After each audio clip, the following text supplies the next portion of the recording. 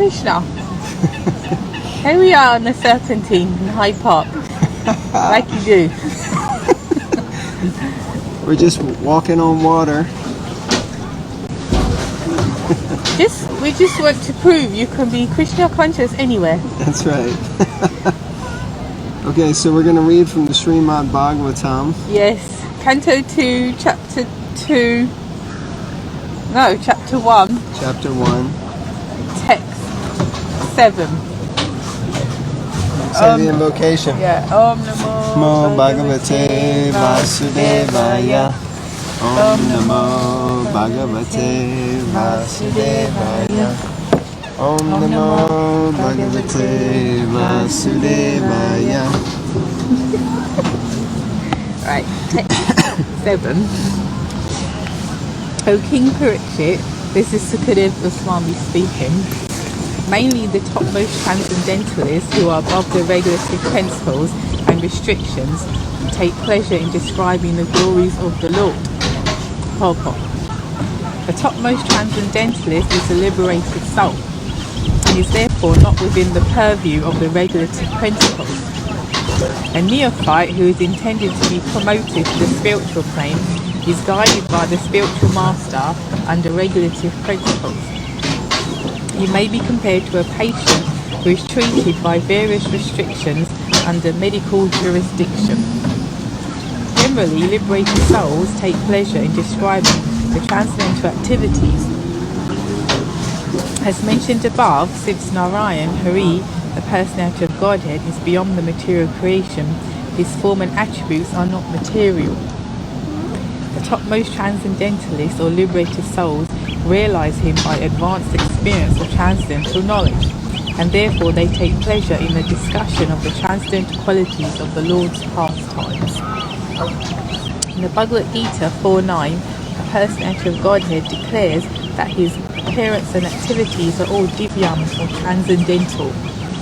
The common man who is under the spell of material energy takes it for granted that the Lord is like one of us, and therefore he refuses to accept the transcendental nature of the Lord's form, name, etc.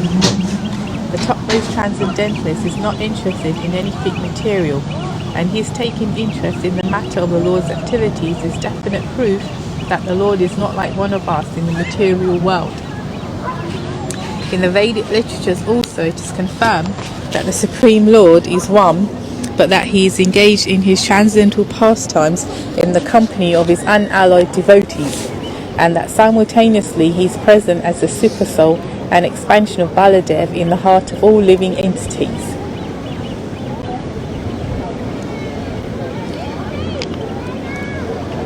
Oh, mine it doesn't show an end of a paragraph. Oh, okay. Does it? I'll do it. What is it? So entities.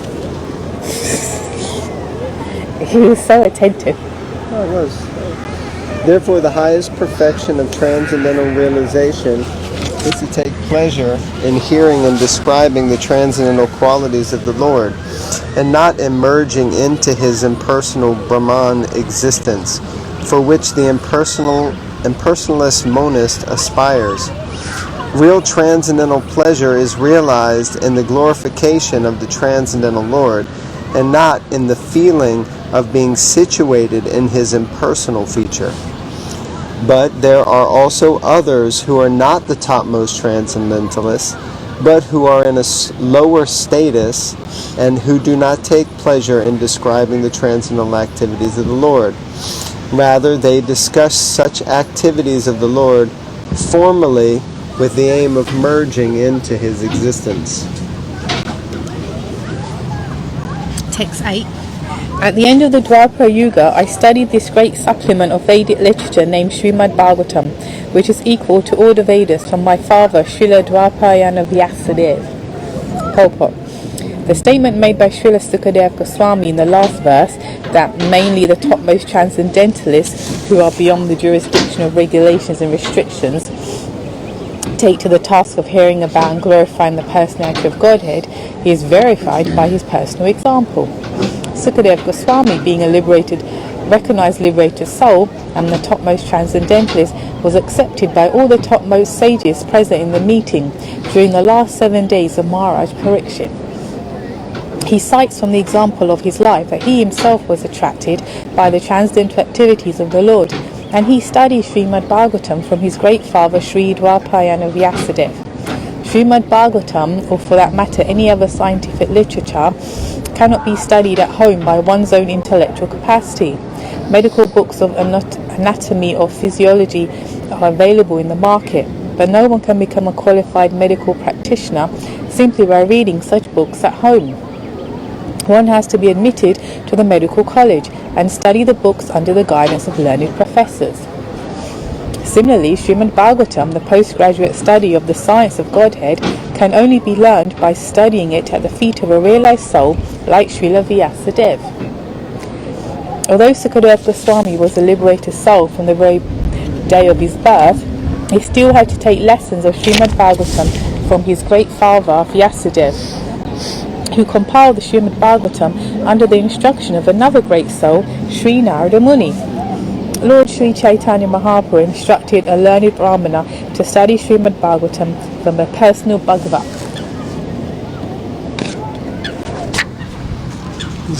It doesn't show it on mine. Srimad Bhagavatam is based on the transcendental name, form, attributes, pastimes, entourage, and variegatedness of the Supreme Person, and it is spoken by the incarnation of the Supreme Personality of Godhead, Srila Vyasadeva. Pastimes of the Lord are executed in cooperation with his pure devotees, and consequently historical incidents are mentioned in this great literature because they are related to Krishna. It is called Brahma Samitam because it is the sound representative of Lord Krishna. Like the Bhagavad Gita, Bhagavad Gita is the sound incarnation of the Lord because it is spoken by the Supreme Lord, and Srimad Bhagavatam is the sound representative of the Lord because it was spoken by the incarnation of the Lord about the activities of the Lord. As stated in the beginning of this book, it is the essence of the Vedic desire tree and natural commentation on the Brahma Sutras, the topmost philosophical thesis on the subject matter of Brahman. Vyasadeva appeared at the end of Dwarpa Yuga as the son of Satyavati, and therefore the word Dwaparadao, or the beginning of Dwarpa Yuga, in this context means just prior to the beginning of the Kali Yuga. The logic of this statement, according to Srila Jiva Goswami, is comparable to that of calling the upper portion of the tree the beginning. The root of the tree is the beginning of the tree, but in common knowledge, the upper portion of the tree is first seen. In that way, the end of the tree is accepted as its beginning. Interesting. Text 9.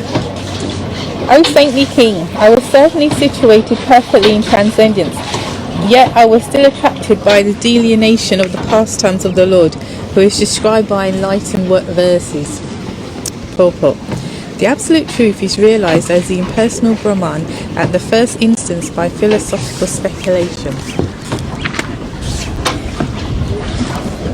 and later as the supersoul by further progress of transcendental knowledge.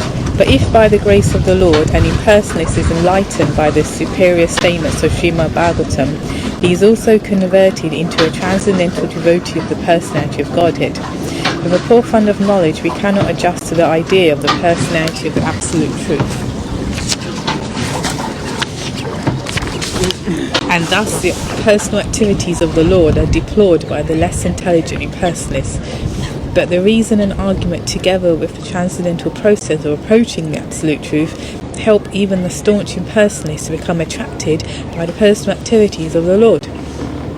A person like Sukadeva Goswami cannot be attracted by any mundane activity, but when such a devotee is convinced by a superior method, he is certainly attracted by the transcendental activities of the Lord.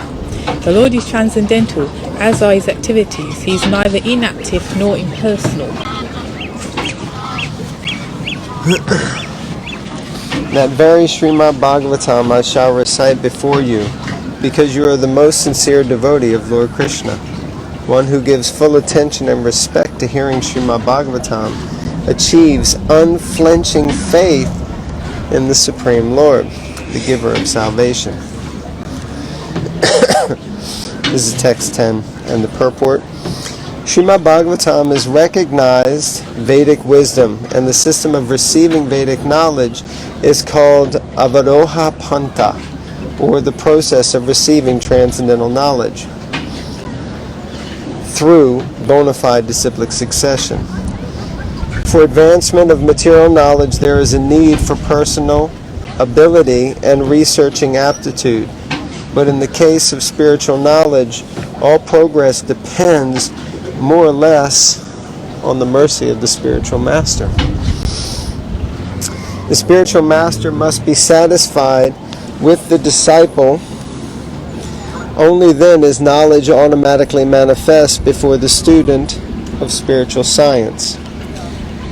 The process should not, however, be misunderstood to be something like magical feats, whereby the spiritual master acts like a magician and injects spiritual knowledge into the disciple, as if surcharging him with electrical current. The bona fide spiritual master reasonably explains everything to the disciple on the authorities of Vedic wisdom. The disciple can receive such teachings not exactly intellectually, but by submissive inquiries and a service attitude. The idea is that both the spiritual master and the disciple must be bona fide. In this case, the spiritual master, Shukadeva Goswami, is ready to recite exactly what he has learned from his great father, Srila Vyasadeva, and the disciple Maharaj Parikshit is a great devotee of Lord Krishna. A devotee of Lord Krishna is he who believes sincerely that by becoming a devotee of the Lord, one becomes fully equipped with everything spiritual. This teaching is imparted by the Lord himself in the pages of the Bhagavad Gita, in which it is clearly described that the Lord, Sri Krishna, is everything, and that to surrender unto him solely and wholly makes one the most perfectly pious man. This unflinching faith in Lord Krishna prepares one to become a student of Srimad Bhagavatam, and one who hears Srimad Bhagavatam from a devotee like Shukadeva Goswami is sure to attain salvation at the end, as Maharaj Parikshit did. The professional reciter of Srimad Bhagavatam and the pseudo-devotees whose faith is based on 1 week's hearing are different from Shukadeva Goswami and Maharaj Parikshit. Let's read that again. The professional reciter of Srimad Bhagavatam and the pseudo-devotees whose faith is based on 1 week's hearing are different from Shukadeva Goswami and Maharaj Parikshit. Srila Vyasadeva explained Srimad Bhagavatam unto Shukadeva Goswami from the very beginning of the Janmadhyasya verse, and to Shukadeva Goswami, and so Shukadeva Goswami also explained it to the king. Lord Krishna is described as the Mahapurusha in the Srimad Bhagavatam, Canto 11, in his devotional feature as Lord Sri Chaitanya Mahaprabhu. Sri Chaitanya Mahaprabhu is Lord Krishna himself in his devotional attitude, descended to the earth to bestow special favors upon the fallen souls in this age of Kali. There are 2 verses particularly suitable to offer as prayers to this Mahapurush feature of Lord Krishna. Deyam sada paribhava gnaham abhishtadoham tirtaspadam shiva virinchi nutam sharanyam.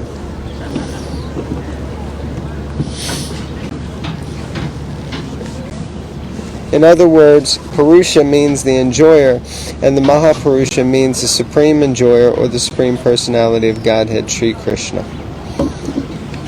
One who deserves to approach the Supreme Lord Sri Krishna is called a Mahapurushika.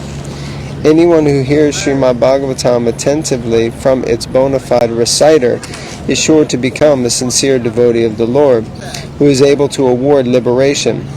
There was none so attentive as Maharaj Parikshit in the matter of hearing Srimad Bhagavatam, and there was none so qualified as Shukadeva Goswami to recite the text of Srimad Bhagavatam.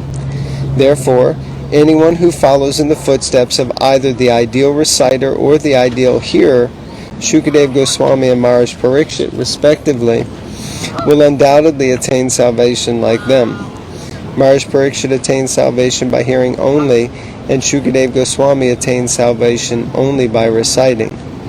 Recitation and hearing are two processes out of 9 devotional activities. And by strenuously following the principles either in all or by parts, one can attain the absolute plane.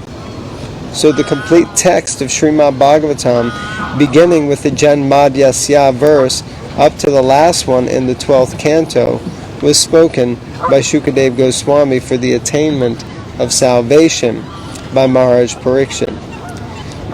In the Padma Purana, it is mentioned that Gautama Muni advised Maharaj Ambarish to hear regularly Srimad Bhagavatam as it was recited by Shukadeva Goswami. And herein it is confirmed that Maharaj Ambarish heard Srimad Bhagavatam from the very beginning to the end, as it was spoken by Shukadeva Goswami. One who is actually interested in the Bhagavatam therefore must not play with it by reading or hearing a portion from here and a portion from there. One must follow in the footsteps of great kings like Maharaj Ambarish or Maharaj Parikshit, and hear it from a bona fide representative of Shukadeva Goswami. Wow, that was a heck of a purport, huh? Well, somehow you're not breaking up because it's paragraphs. Yeah, it's just not So like I'll that let in you here. know when the paragraphs are. I think she's feeling like she needs to do more reading and less listening. I thought it just said whether you're the reciter or the listener, either way you can attain perfection. But it seems some people are more suited towards kirtanam and others are more suited to shravanam. So I'll become the shravanam.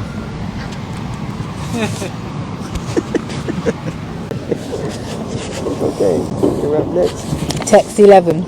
O King, constant hearing of the holy name of the Lord after the ways of the great authorities is the doubtless and fearless way of success for all, including those who are free from all material desires, those who are desirous of all material enjoyment, and also those who are self-satisfied by dint of transcendental knowledge. Purport. In the previous verse, the great necessity for attaining attachment to Mukunda has been accredited. There are different types of persons who desire to attain success in different varieties of pursuits. Generally, the persons are materialists who desire to enjoy the fullest extent of material gratification. Next to them are the transcendentalists who have attained perfect knowledge about the nature of material enjoyment and thus are aloof from such an illusionary way of life. More or less, they are satisfied in themselves by self-realization. Above them are the devotees of the Lord who neither aspire to enjoy the material world nor desire to get out of it. And they are after the satisfaction. There's a swan going crazy. They are after the satisfaction of the Lord Sri Krishna. In other words, the devotees of the Lord do not want anything on their personal account. If the Lord desires, the devotees can accept all sorts of material facilities, and if the Lord does not desire this, the devotees can leave aside all sorts of facilities, even up to the limit of salvation. Nor are they self-satisfied, because they want the satisfaction of the Lord only.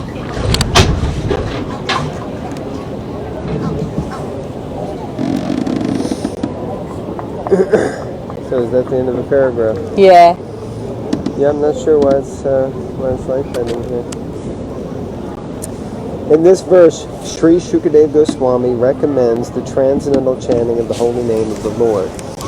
By fenceless chanting and hearing of the holy name of the Lord, one becomes acquainted with the transcendental form of the Lord, and then with the attributes of the Lord, and then with the transcendental nature of His pastimes, etc. Here it is mentioned that one should constantly chant the holy name of the Lord after hearing it from authorities. This means that hearing from the authorities is the first essential. Is the first essential. Hearing of the holy name gradually promotes one to the stage of hearing about His form, His attributes, His pastimes, and so on. And thus the necessity of the chanting of His glories develops successively. This process is recommended not only for the successful execution of devotional service, but also even for those who are materially attached. According to Sri Shukadev Goswami, this way of attaining success is an established fact, concluded not only by him but also by all other previous acharyas. Therefore, there is no need of further evidence. The process is recommended not only for the progressive students in different departments of ideological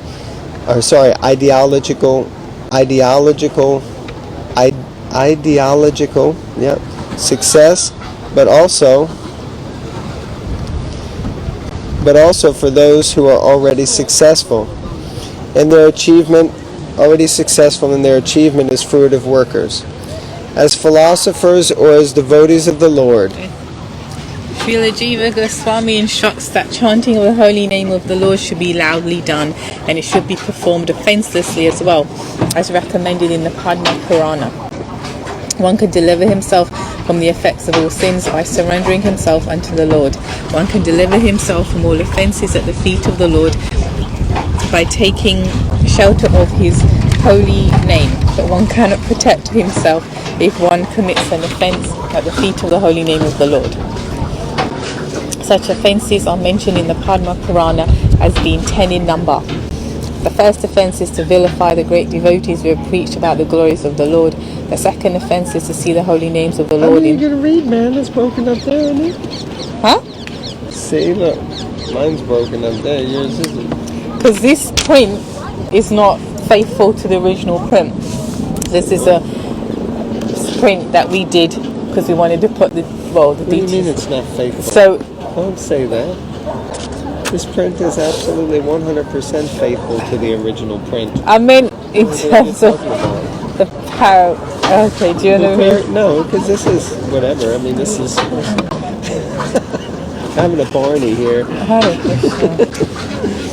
The Lord is the proprietor of all the universes, and therefore he may be known in different places by different names, but that does not in any way qualify the fullness of the Lord.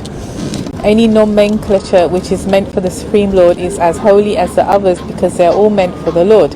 Such holy names are as powerful as the Lord, and there is no bar for anyone in any part of the creation to chant and glorify the Lord by the particular name of the Lord as it is locally understood. They are all auspicious, and one should not distinguish such names of the Lord as material commodities. The third offence is to neglect the orders of the authorized acharyas or spiritual masters. The fourth offence is to vilify scriptures of Vedic knowledge. The fifth offence is to define the holy name of the Lord in terms of one's mundane calculation. The holy name of the Lord is identical with the Lord himself, and one should understand the holy name of the Lord to be non-different from him. Is that it?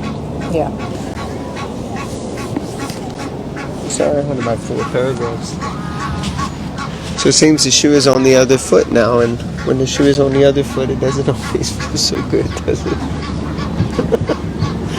Oh, Krishna. The sixth offense is to interpret the holy name.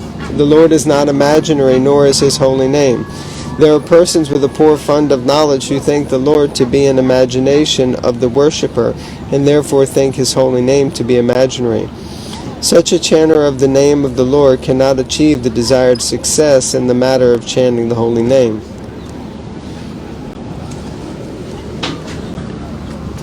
Yeah, this is not going to work if we're going to... Such a chanter of the holy name of the Lord cannot achieve the desired success in the matter of chanting the holy name. The seventh offence is to commit sins intentionally on the strength of the holy name. In the scriptures it is said that one can be liberated from the effects of all sinful actions simply by chanting the holy name of the Lord. One who takes advantage of this transcendental method and continues to commit sins on the expectation of neutralizing the effects of sins by chanting the holy name of the Lord is the greatest offender at the feet of the holy name. Such an offender cannot purify himself by any recommended method or purification. In other words, one may be a sinful man before chanting the holy name of the Lord, but after taking shelter in the holy name of the Lord and becoming immune, one should strictly restrain oneself from committing sinful acts with the hope that his method of chanting the holy name will give him protection.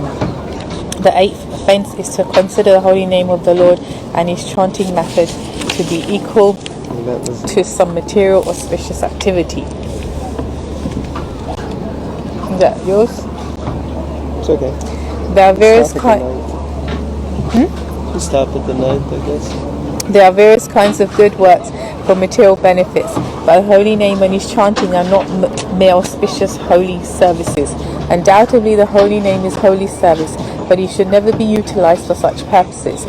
Since the holy name and the Lord are of one and the same identity, one should not try to bring the holy name into the service of mankind. The idea is that the Supreme Lord is the supreme enjoyer. He is no one's servant or order supplier. Similarly, since the holy name of the Lord is identical with the Lord, one should not try to utilize the holy name for one's personal service. That's a pretty powerful statement, huh? One should not try to bring the holy name into the service of mankind. Okay, so I'll read the 9th and 10th. Pass me the mic.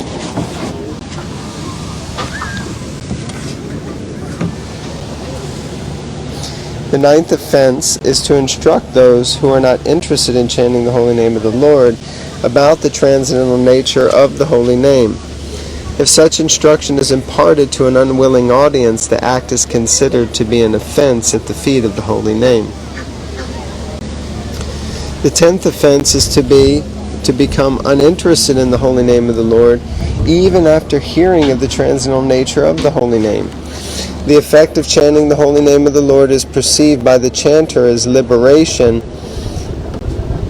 from the conception of false egoism. False egoism is exhibited by thinking oneself to be the enjoyer of the world and thinking everything in the world to be meant for the enjoyment of oneself only. The whole materialistic world is moving under the false egoism of I and mine, but the factual effect of chanting the holy name is to become free from such misconceptions. Should we stop there? Yeah. Oh. The ducks agreed we see to stop now. Alright. So thank you all very much. So this has been one of our most adventurous readings so far. We hope you've been able to keep up. If you got any suggestions where we should read, put it in the comments below. And we'll see if we can do it. Meanwhile, Hare Krishna.